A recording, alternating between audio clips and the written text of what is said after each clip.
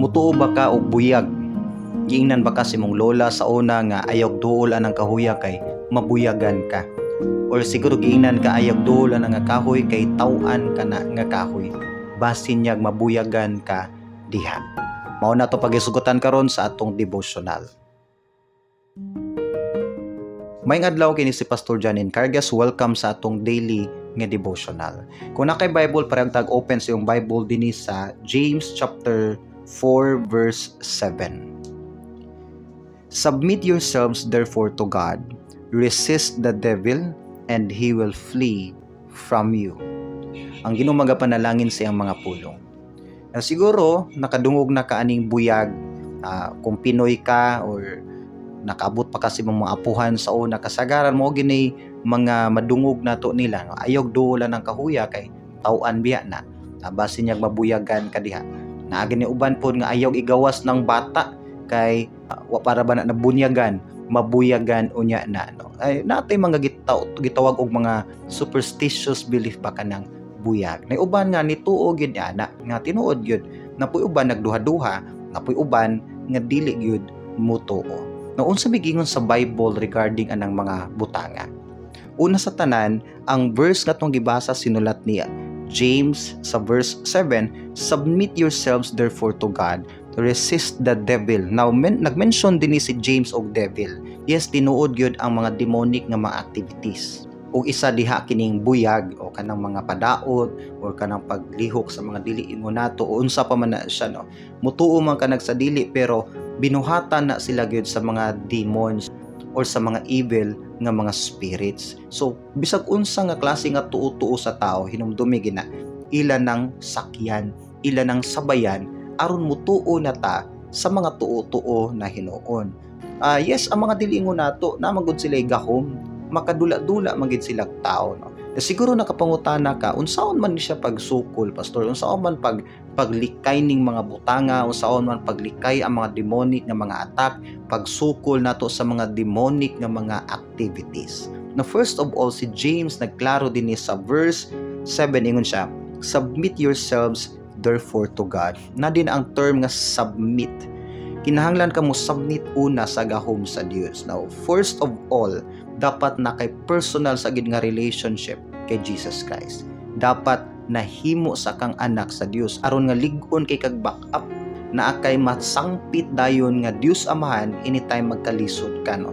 Dunggon sa Amahan imong mga prayers pinagi sa pangalan ni Jesus Christ. So be sure nga naa kay relationship ni Christ. O gawas ana dapat pod spiritually strong ka, stable ka, obedient ka sa Ginoo. Kay gipakita man nato dinhi atong submission sa Dios pinaagi sa imong obedience sa Ginoo. So kung bulakbol ka nga pagkakristohanon, badlungon ka nga pagkakristohanon, ay nagkatingala nga dili gyud maminaw ang dautan sa imong pag-rebuke.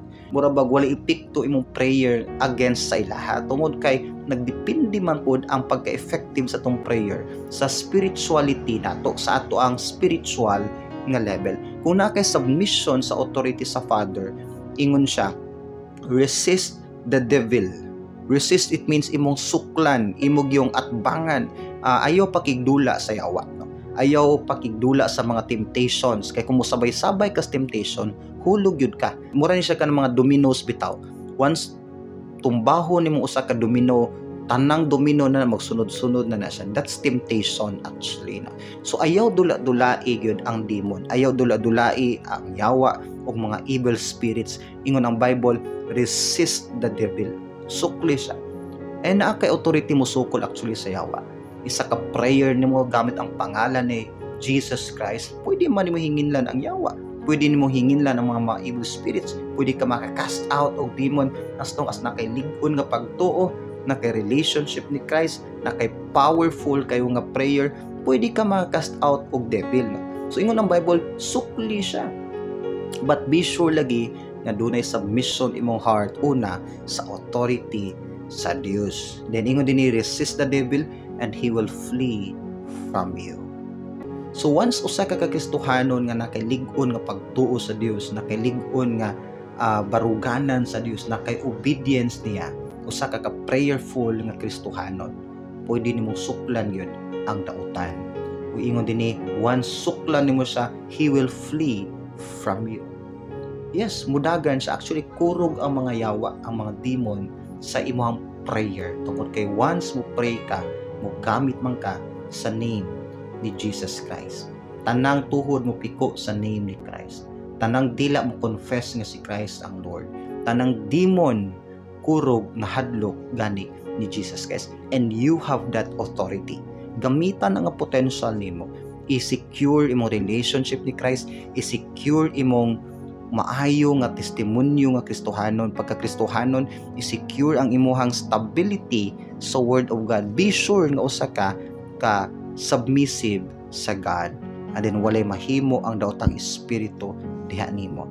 Bisan ang buyag, ang padaot, bisan ang kining mga dautan nga mga spiritual activities, bisan mapagpila ka spiritual attack, hatag na sa imong kinabuhi. Pagpabilin kag lig-on, dili tungod na nimo, tungod na sa Dios nga imuhang gisalikan.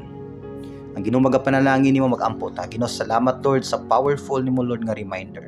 Nga naa mi mahimo Lord sa mong kagulingon, pinaagi sa imong grasya nga masuklan na mo Lord ang kaaway Ginoo. Himo aming lig-on, isog Lord ug dili ta mahadlok amahan. Himo aming submissive Lord sa imong authority. Himo aming faithful Lord sa imong word. Himo aming prayerful Lord nga makatawhan nimo Ginoo. Pasaylo amis mga sala Lord sa panahon nga nahadlok mas ni palabi Lord among kahadlok sa dautan kaysa pagsalig nimo. In Jesus name, amen and amen.